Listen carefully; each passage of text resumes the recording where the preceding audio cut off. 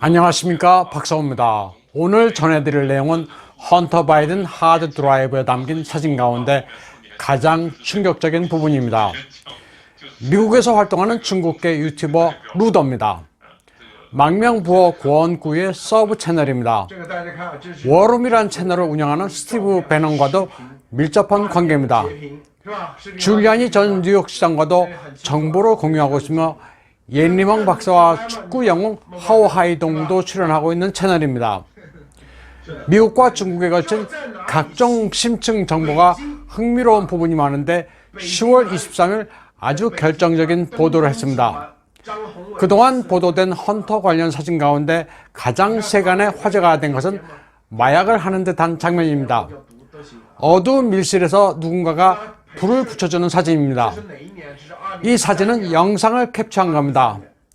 찍은 각도로 볼 때 몰래 촬영한 겁니다. 여기가 어디인지 역시 미스테리였습니다. 루더는 헌터에게 불을 붙여주는 이가 뮬란의 주인공 류이 페이라고 밝혔습니다. 류이 페이는 실사판 뮬란의 주인공입니다. 홍콩의 반공 자유화 시위에 반대하고 중공의 편을 드는 바람에 전 세계에서 뮬란에 대해 보이콧 운동이 벌어지기도 했습니다. 또 촬영의 반 정도를 신장 위구르 지역에서 했으며 엔딩 크레딧에 현지 공안 기구들이 나와 국제적으로 비난을 사기도 했습니다. 류이 페이는 1987년 후베이성 우한에서 태어났습니다.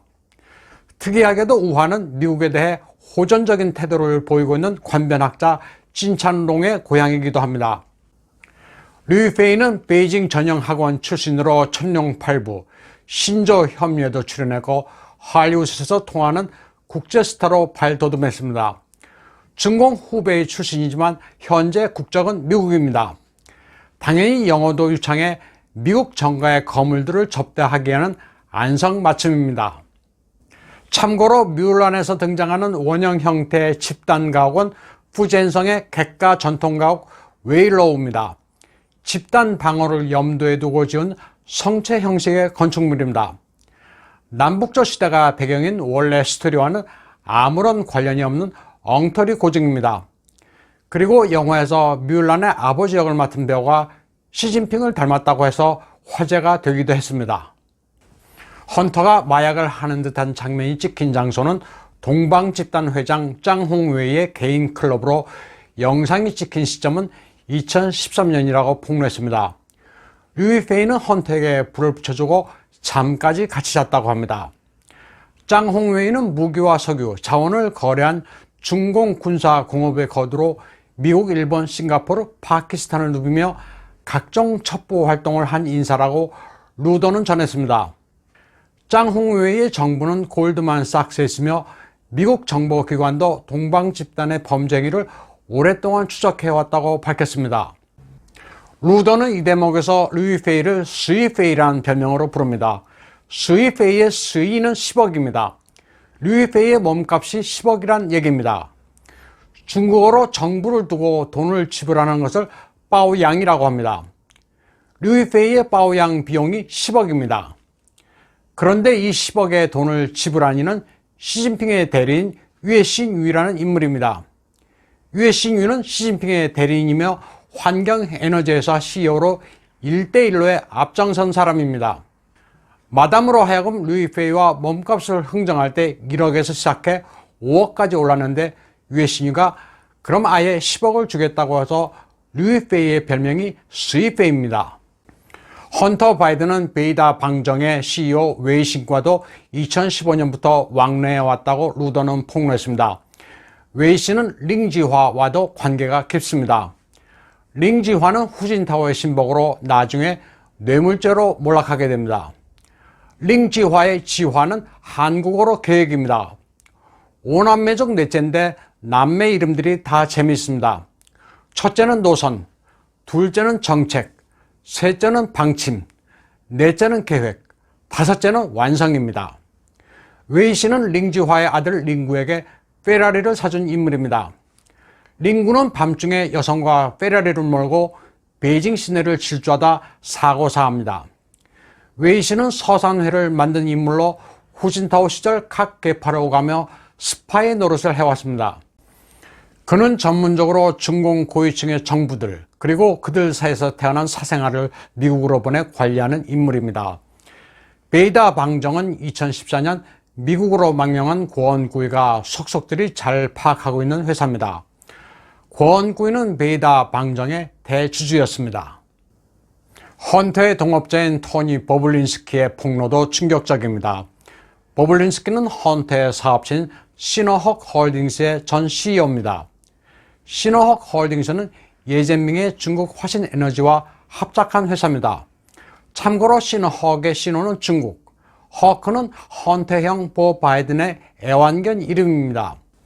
버블린스키의 폭로 내용에는 헌터와 조 바이든 그리고 그의 삼촌 짐 바이든이 2017년 5월 LA의 비벌리 힐튼 호텔에서 밀큰 인스티튜트가 주최한 글로벌 컨퍼런스에 참여했는데 이 자리에서 바이든 가족은 화신 에너지의 합작 사업을 논했습니다.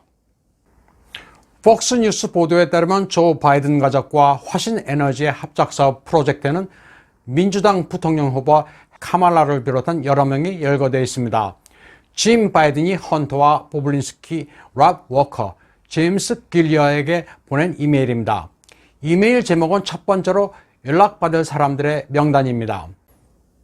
여기에는 캘리포니아 상원 의원이며 민주당 부통령 후보 카말라 해리스, 뉴욕 연방 상원 의원 척 슈머, 미네소타주 상원 의원 에미 클로부차, 캘리포니아 상원 의원 다이안 페인슈타인, 뉴욕주 상원 의원 크리스턴 질리브랜드, 뉴욕 주지사 앤드루 쿠오모, 뉴욕시장 빌드 블라시오, 전 버지니아 주지사 테리 맥컬리프 등이 열거되어 있습니다.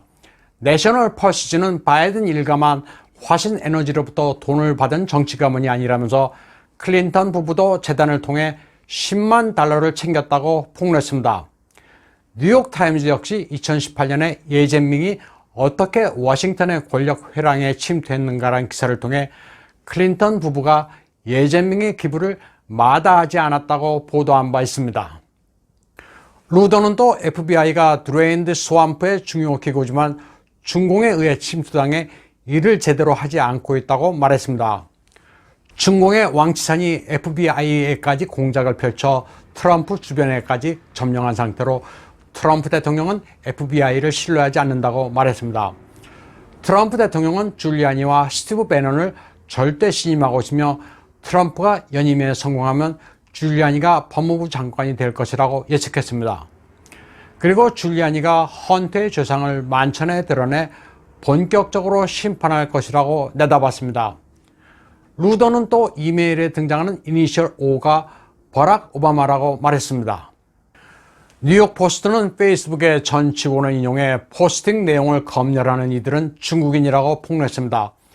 페이스북 안에 최소한 6명의 중국인이 H1B 비자로 입국해 일하고 있다는 겁니다. 페이스북은 트럼프 대통령에 대한 포스팅을 무작정 막지는 않습니다.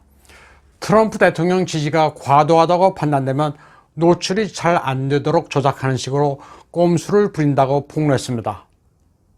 미국의 양식이 있는 네티즌들은 방어벽을 구축해 페이스북을 막고 있는 중공 국적의 사람들이 미국에 건너와 소셜미디어를 검열하는 어처구니 없는 상황이 벌어지고 있다고 비판하고 있습니다. 중공의 전방위적 침투로 미국은 사실상 내전 중입니다. 미 대선이 막판으로 치달으면서 바이든, 힐러리, 오바마 등 민주당이 수십 년 동안 축적된 비리들이 폭발하고 있습니다. 미국 이야기는 여기까지 하고 이제 중공 이야기로 넘어가 보겠습니다. 10월 20일 인터넷에는 중공과 베트남 국경 진남관에 900명에 이르는 엔지니어들이 출국 수속을 밟는 장면이 올랐습니다. 이들은 베트남에 진출한 중공과 타이완 기업의 직원들입니다.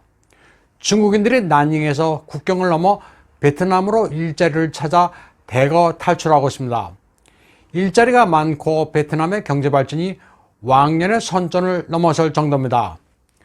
중공은 자국민들이 베트남으로 탈출하는 것을 막기 위해 베트남 국경에 높이 2m의 장벽을 세우고 있습니다. 중공에서는 갑자기 시진핑에 아부하는 학자들이 기발한 청원 운동을 벌이고 있습니다. 시진핑의 모교 칭화 대학의 교명을 시진핑 대학으로 바꾸자는 겁니다.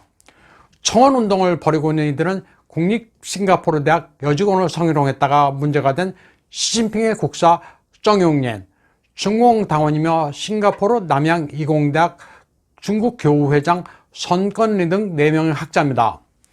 모택동의 전 비서 리루이는 시진핑의 수준이 소학교라고 말한 바 있습니다. 1953년 6월생인 시진핑은 1960년 9월에 소학교에 입학했기 때문에 정상적이라면 1966년 소학교를 졸업한 게 맞지만 66년 5월에 문화대혁명이 일어나 졸업조차 하지 못한 것으로 보입니다. 1969년에는 모택동의 상산하향 슬로건에 따라 산시에 들어가 지식청년 행세를 했습니다. 이후 모택동은 공농병을 시험 치지 않고 대학에 들어갈 수 있도록 하라고 지시했습니다. 시진핑의 이력서에는 그가 1975년에 칭화대학으로 보내졌고 2002년에 칭화대학 박사학위를 취득했다고 되어 있습니다. 그런데 이 시기에 시진핑은 부젠성위원회 부석이었습니다. 상식적으로 부석일을 하면서 베이징 칭화대학에서 학위를 땄다는 게 이상합니다. 남해는 중산대학, 북에는 시진핑 대학이 있다는 구도로 학자들이 아부하고 있는 겁니다.